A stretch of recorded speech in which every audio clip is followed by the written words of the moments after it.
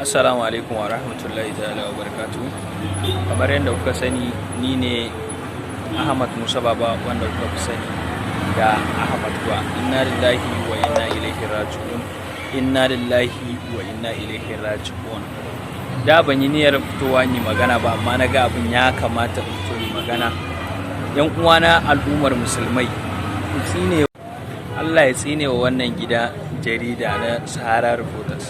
Allah ya tsine musu, Allah ya la'ance su, don uwa ku la'anci wannan gidan jarida, sannan kuma ku yi abin da ya fi muhimmanci, wanda gaba ba za su ƙara cin mutuncin manzon Allah sallallahu alaihi wasallam haka ba. Ku shiga kan shafinsu na Facebook, yanda zan nuna muku, in mutum ya sani ya shiga, in bai sani ba kuma zan nuna masa, zan sa a gaban bidiyon nan yanda za ka bi daki-daki ka yi report ɗinsa a website na wannan mai Facebook ɗin.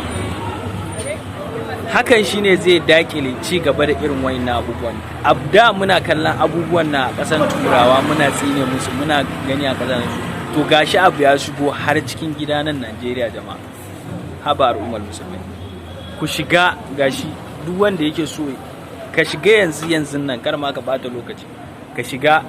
In ka shiga kan posting ɗinsu zai nuna ma haka, ka gane, sai ka danna wannan ɗigo-ɗigo guda uku na guda wanda aka nuna shi a saman nan.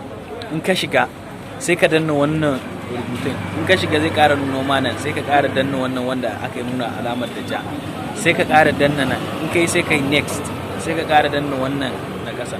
In kai haka kai reporting ɗinsu. Jama'a mu taru mu yi wannan report din nasu, shine zai dakile ci gaba da faruwar irin wannan abu, kuma shine zai mana amfani. Wannan shine abin da ya kamata mu shi.